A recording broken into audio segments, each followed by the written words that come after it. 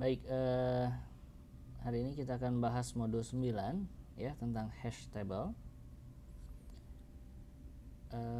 Saya langsung aja ke materinya ya.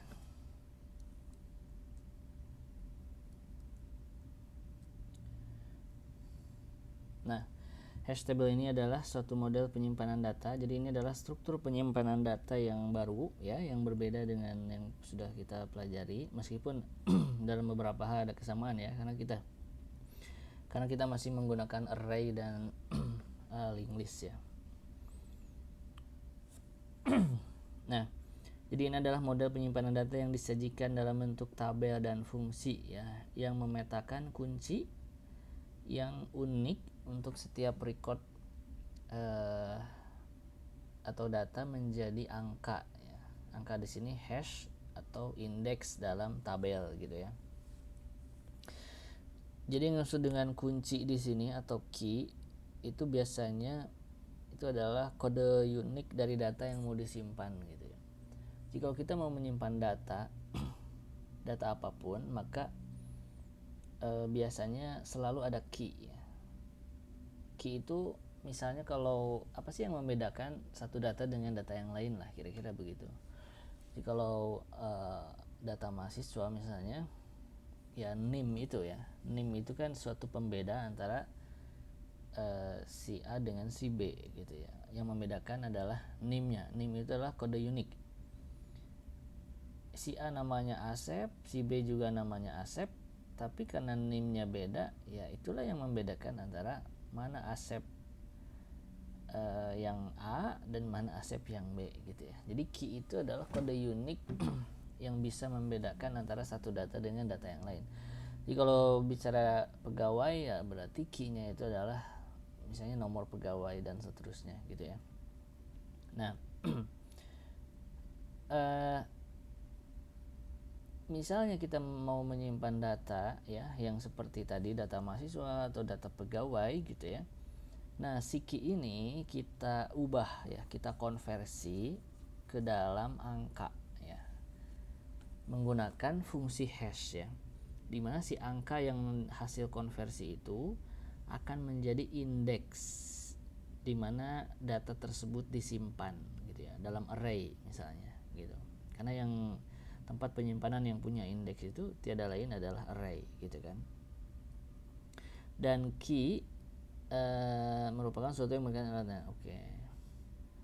Fungsi hash haruslah aturan yang mudah dan cepat dihitung. Jadi fungsi hash ini atau fungsi yang memetakan antara key dengan angka atau indeks itu haruslah aturan yang mudah dan cepat dihitung. Misalnya modulo, pemotongan digit, atau folding ya, pelipatan bagian kunci. Kita lihat beberapa contoh. Tapi ini ilustrasinya ya. Jadi hash function itu dia adalah pemetaan ya, fungsi yang memetakan antara key ke dalam indeks ya. Jadi kalau key 1 nanti indeksnya 3 misalnya, berarti data tersebut disimpan di indeks yang ketiga gitu ya. Jadi ini pemetaan. Banyaknya key itu bisa jadi jauh lebih banyak dari banyaknya indeks gitu. Jadi kalau key-nya misalnya ada 100, itu bisa saja disimpan ya tentu sebenarnya array-nya harusnya 100 juga ya kan, kalau mau menyimpan semuanya. Nah, makanya ukuran dari array dari hash table ini biasanya ukurannya lebih besar dari banyaknya data yang mau disimpan gitu. Cuma ini tuh hubungannya dengan bagaimana kita memetakan antara data yang mau disimpan dengan indeksnya. Jadi ada hubungan antara data yang mau disimpan dengan indeksnya, dan hubungannya itu menggunakan fungsi hash itu. Contoh ya, misalnya fungsi hashnya itu adalah modulo ya. Kalau modulo berarti kunci yang mau kita simpan datanya itu kita modkan M ya, dimana M-nya ini terserah kita sendiri yang menentukan, dan M-nya lebih besar dari N ya. Oke. Q key-nya adalah kunci, kemudian M-nya adalah bilangan pembagi, dan N-nya banyaknya data gitu ya. Jadi bilangan pembaginya harus lebih besar daripada banyaknya data gitu. Oke, jadi misalnya di sini kata data yang mau disimpannya adalah 7003 dan dengan fungsi hash misalnya M-nya itu 5 ya. Nah, di sini M-nya 5 dan N-nya sebenarnya 5 juga ya. Banyaknya datanya kita nggak tahu ya di sini. M-nya 5 ya. Berarti 5 itu nanti kalau suatu bilangan di modulo 5 itu kan kemungkinannya ada 5 ya hasilnya. 0, 1, 2, 3, 4 gitu. Nah, kalau 7003 kita modkan 5 itu hasilnya 3 ya kan. Makanya 7003 itu disimpan di indeks yang ketiga gitu ya. Jadi ada hubungan antara data yang mau disimpan dengan indeksnya. Kenapa 7003 disimpan di indeks ketiga?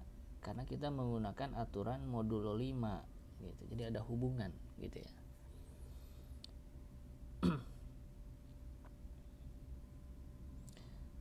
Nah, kemudian misalnya fungsi hash yang lain di sini contohnya, misalnya yang mau kita masukkan, yang mau kita simpan itu bukan bilangan tapi berupa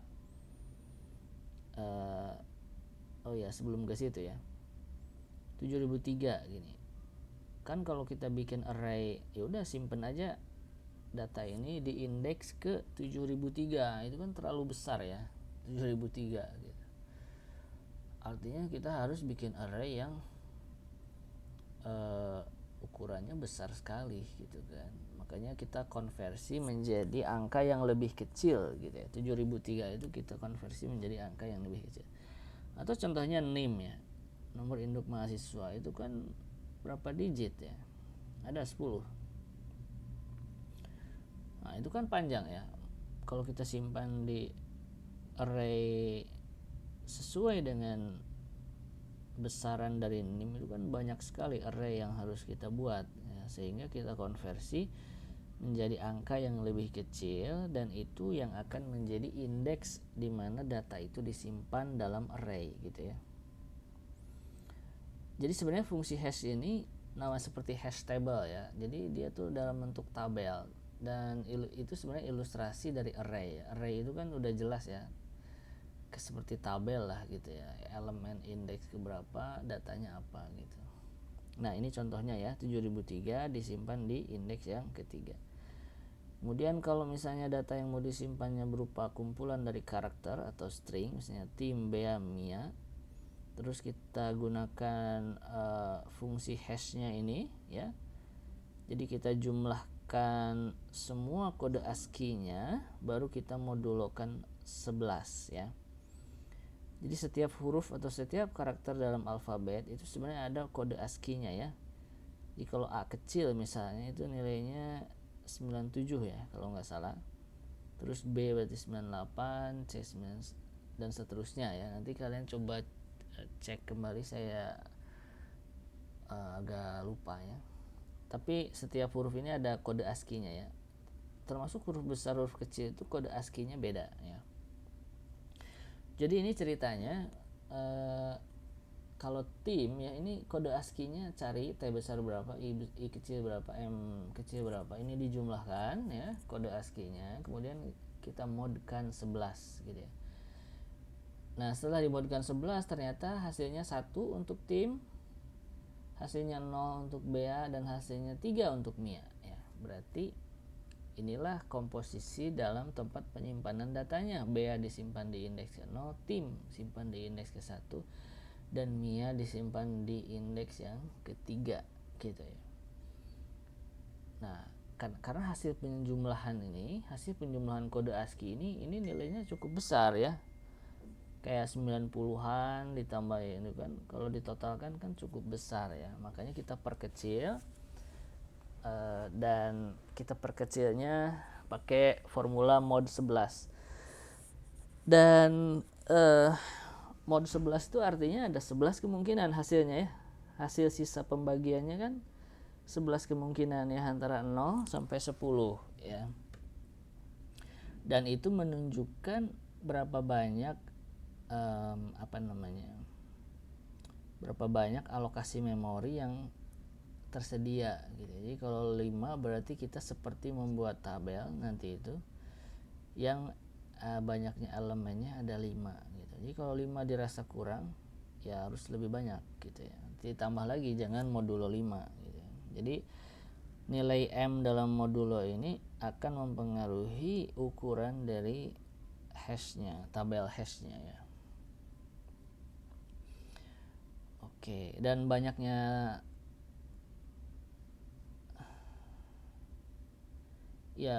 panjang dari tabelnya ini harusnya lebih besar daripada banyaknya data yang mau disimpan. Kalau nggak salah saya baca dalam literatur itu idealnya 2 kalinya ya. 2 kali lebih banyak, panjang arraynya itu 2 kali lebih banyak daripada banyaknya data yang mau disimpan gitu. Nah, cara lain bisa menggunakan pemotongan ya, atau truncation. Jadi kalau yang tadi itu pakai modulo ya untuk memperkecil angkanya, pakai truncation ya atau pemotongan. Pemotongan ini artinya kita mengabaikan beberapa bagian dari key dan menggunakan sisanya sebagai alamat indeks gitu. Jadi misalnya key-nya ini 222 dan seterusnya. Ini kan panjang sekali ya kalau kita simpan dalam array ya, atau kita jadikan ini sebagai indeks dari array, sehingga kita perkecil. Gimana cara memperkecilnya? Bisa pakai cara modulo yang tadi ya, tapi ini ada cara lain, yaitu pemotongan ya, truncation. Jadi kita hapus beberapa digit gitu ya, misalnya 6 digit akhir kita hilangkan sehingga key-nya itu adalah 222. Jadi angkanya tidak terlalu besar gitu. Atau kita balik ya, 6 digit di depan itu kita hapus, nanti 3 digit di belakang itu yang kita jadikan indeks dari datanya. Atau kalau kalian bicara NIM ya, NIM itu kan depannya itu mirip-mirip ya kan, yang beda tuh kan belakangnya, nomor urutnya ya kan. Jadi kayak gitu. Jadi NIM itu misalnya kita potong berapa digit di depan dan nanti 3 digit di belakang itu kita jadikan sebagai indeksnya. Nah, itu adalah namanya hash function ya. Jadi mengonversi key menjadi indeks dengan cara pemotongan. Cara lain yaitu dengan cara folding ya, pelipatan. Jadi key-nya dibagi menjadi beberapa bagian lalu dijumlahkan atau digabung dalam bentuk yang lain ya. Jadi misalnya key yang mau disimpannya adalah 7113018 dan kita bagi misalnya menjadi 3 bagian, 223 ya. Jadi 2 digit pertama, 2 digit kedua, dan 3 digit akhir, lalu menjumlahkannya gitu.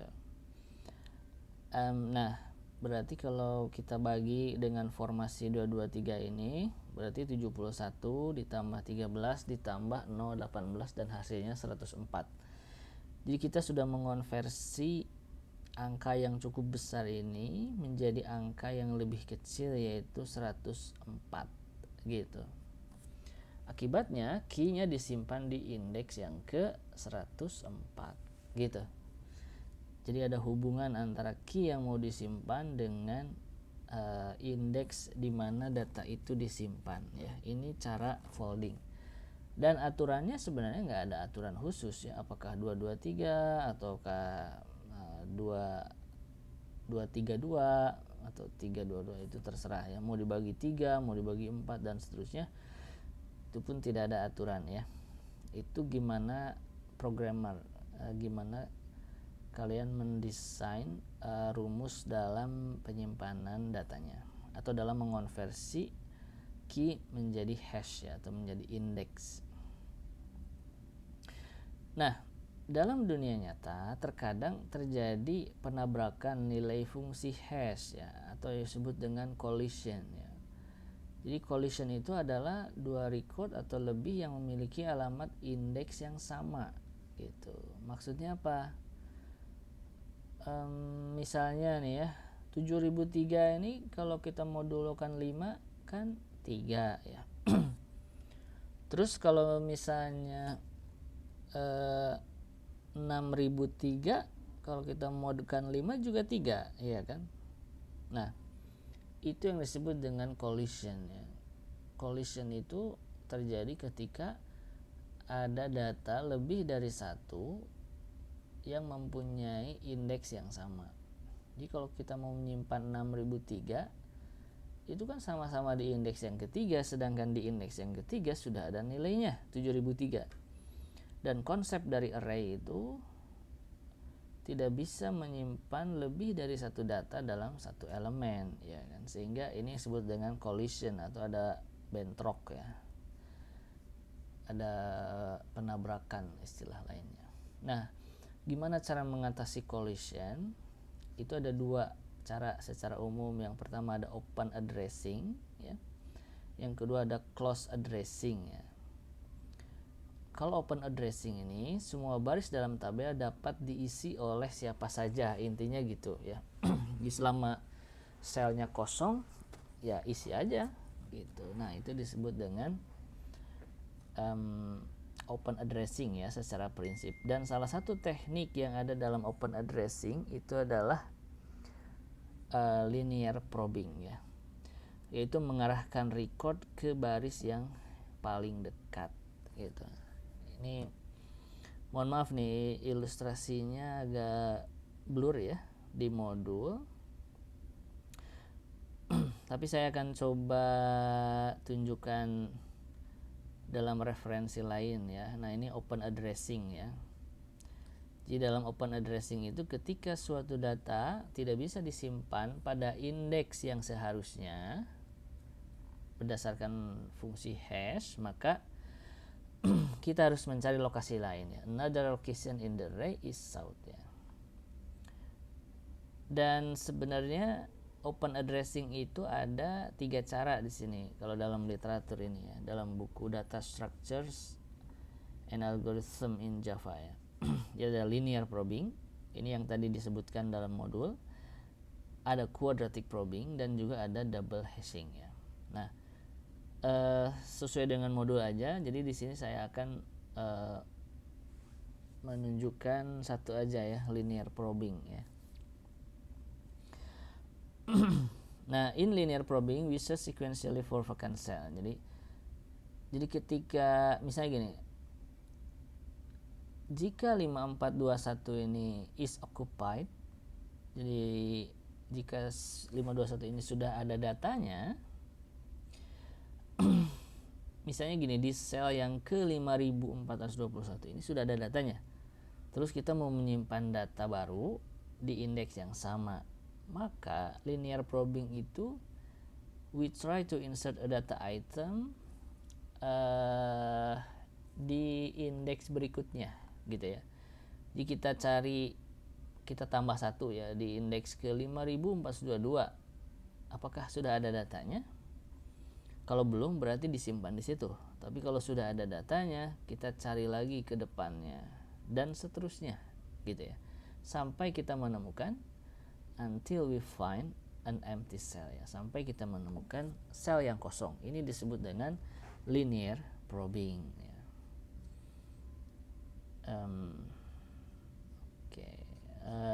Ini ada ilustrasi nggak di sini? Kalau nggak salah ada ilustrasinya. Nah, ini ya. Misalnya kita mau menyimpan 472 ya. Oh, sorry. Ini bukan mau menambahkan, ini melakukan pencarian ya. Menambahkannya mana ya? Nah, ini aja ya. Kita jadikan contoh yang ini aja nih. Ini aja deh. Ini. Oke. Nah, ini kan misalnya array, ini kan array-nya ya, sampai indeks ke 59. Kemudian kita dan di indeks tertentu sudah ada datanya, kemudian kita mau menambahkan data baru, misalnya data baru yang mau disimpan berdasarkan fungsi hash itu harusnya disimpan di indeks ke-0 gitu ya. Sedangkan di indeks yang ke-0 itu sudah ada datanya, yaitu 360. Maka kalau pakai linear ini kan terjadi collision namanya, maka kita akan mencari sel yang kosong di elemen berikutnya. Jadi kita maju satu ke elemen ke satu ya. Oh ternyata sudah ada datanya, kan nggak bisa disimpan di sini ya, karena sudah ada datanya 241. Terus kita maju lagi sampai kita menemukan sel yang kosong, yaitu di elemen yang kedua. Maka data baru yang akan disimpan di elemen yang kedua tersebut, di indeks yang kedua. Nah, dalam tabel hash ini boleh jadi terjadinya cluster kayak gini ya. Jadi cluster itu terjadi penumpukan data di beberapa daerah, di beberapa sel gitu ya, sedangkan di yang lain kan masih kosong gitu. Jadi seandainya data baru yang mau disimpan itu berdasarkan fungsi hash harusnya disimpan di indeks ke-27, tapi karena sudah ada datanya, terus maju ke 28, sudah ada datanya, sudah terisi 29, sudah 30 udah, dan seterusnya, baru dia menemukan sel yang ke-34 masih kosong. Nah, maka data baru yang seharusnya di indeks ke-27 disimpan di indeks ke-34. Nah, itulah linear probing ya. Nah, ini sedikit saya tambahkan ya dalam proses pencarian ya. Misalnya data yang ada di sini adalah hash, tabel hash ya. Sudah ada datanya nih, di indeks tertentu sudah ada datanya 48, di indeks 49 dan seterusnya sudah ada datanya. Kemudian misalnya kita mau melakukan pencarian data ya dalam tabel hash ini. Sedangkan data yang mau dicarinya misalnya 472 ya. Dan berdasarkan fungsi hash, kita nggak tahu nih fungsi hash ini, seandainya aja. Jadi berdasarkan fungsi hash misalnya data 472 ini harusnya disimpan di indeks yang ke-52 ya. Berarti kita nyarinya di indeks ke-52 kan ya. Ada nggak di indeks yang ke-52 472 ini gitu ya. Kenapa kita ngeceknya di indeks ke-52 ya, karena berdasarkan fungsi hash 472 ini menghasilkan indeks 52, sehingga kita melakukan pencariannya di indeks yang ke-52. Oh ternyata tidak sama, ini 772 gitu kan, tidak sama. Berarti kan bukan berarti datanya tidak ditemukan ya. Jadi ketika di indeks yang ke-52 ternyata datanya berbeda, bukan berarti datanya tidak ditemukan gitu ya.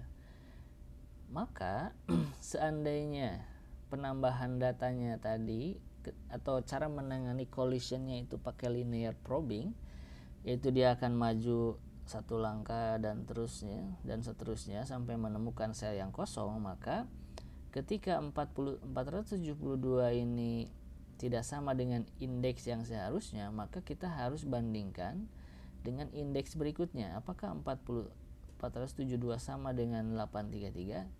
Ternyata tidak sama, maju lagi ya, sesuai dengan prinsip linear probing ya kan kalau linear probing itu selama dia akan mencari sel yang kosong ya. Jadi barangkali 472 itu disimpan di elemen-elemen berikutnya. Jadi ini pas 13, oh ternyata beda, dicek lagi, maju lagi, oh ada datanya. Pas 72 bukan bukan gitu ya. Terus maju lagi, pas 72 bukan, oh sama nih, oke berarti datanya ditemukan gitu ya. Berarti tadi ya, ketika 472 ini mau ditambahkan ke dalam tabel hash ini, dan seharusnya dia di indeks yang ke-52, tapi karena sudah ada isinya, dia maju lagi, dan 472 ini mengisi sel yang ke-56 gitu. Sehingga pada saat melakukan proses pencarian, kita juga harus, ketika datanya tidak sama dengan 52, kita harus maju satu langkah, maju lagi sampai kita menemukan sel yang kosong dan datanya tidak ditemukan. Jika kita menemukan sel yang kosong, maka dipastikan datanya tidak ditemukan. Nah, ini contohnya di gambar yang B ya. Misalnya 893 ini kita mau melakukan pencarian ya, 893, dan seharusnya dia disimpan di indeks yang ke-53 misalnya menggunakan fungsi hash ya. Ternyata datanya tidak sama. Terus kita maju lagi karena pakai linear probing tadi ya. Ternyata tidak sama, kemudian tidak sama. Ketika disuruh maju lagi, dia ketemu sel yang kosong. Nah, ketika ketemu sel yang kosong, berarti datanya dipastikan tidak ketemu. Kenapa dipastikan tidak ketemu? Karena seandainya 893 ini tadi sudah ditambahkan dalam tabel hash ini, dan ternyata terjadi collision, harusnya kan dia akan mengisi sel yang kosong berikutnya dalam cluster ini. Ini kan cluster ini, jadi terjadi penumpukan data di sini, dan dia harusnya mengisi sel yang kosong di akhir dari cluster ini. Ketika kita menemukan sel yang kosong, berarti dipastikan datanya tidak ditemukan gitu. Nah, itu linear probing ya, bagaimana cara menambah data dalam tabel hash dan juga melakukan pencarian. Nah, cara yang kedua ya, untuk mengatasi collision itu adalah close addressing, atau dalam literatur lain disebut dengan separate chaining gitu ya. Ya, ini baris dalam tabel hanya dapat diisi oleh record. Oke. Jadi ini intinya kita buat link list gitu ya. Jadi misalnya gini, tabel hash yang kita punya itu elemennya cuma ada 3 ya, indeks ke-0, 1 dan 2 gitu. Di indeks yang ke-0 itu ada jadi di setiap sel dalam array ini kita buat link list. Jadi kalau selnya ada 3 ya link listnya ada 3 gitu. Kenapa kita buat link list? Link list itu kan tempat penyimpanan yang fleksibel ya, sehingga ketika terjadi collision dan kita mau menambahkan data di indeks tertentu, maka kita tinggal nambah node aja di belakang gitu, nambah node baru, terus ya tinggal dihubungkan gitu. Nah, ini ilustrasi dari separate chaining ya.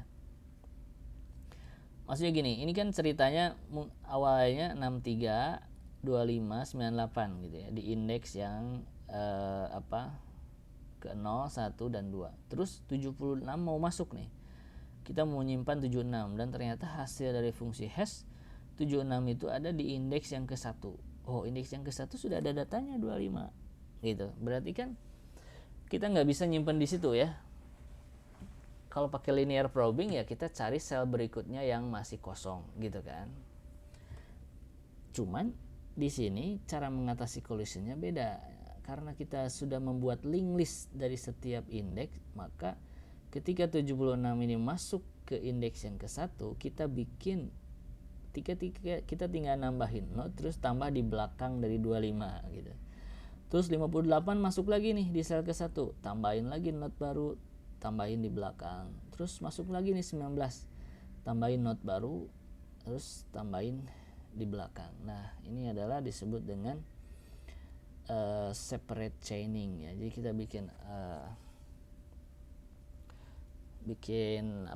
link list yang ada di dalam array ya, di dalam sub setiap array. Nah, kalau ini ilustrasinya saya kira dianggap cukup ya, jadi saya nggak usah tunjukkan dalam literatur ya. Ini silahkan nanti kalian cobain. Ini ada praktikumnya.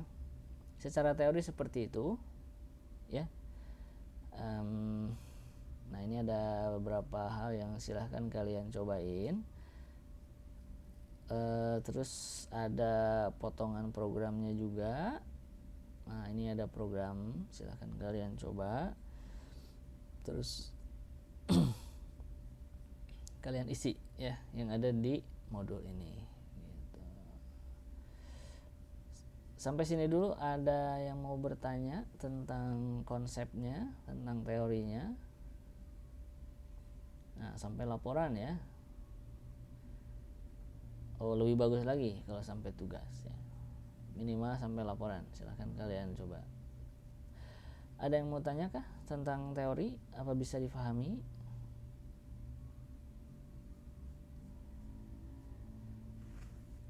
Kalau ada yang mau tanya silahkan open mic.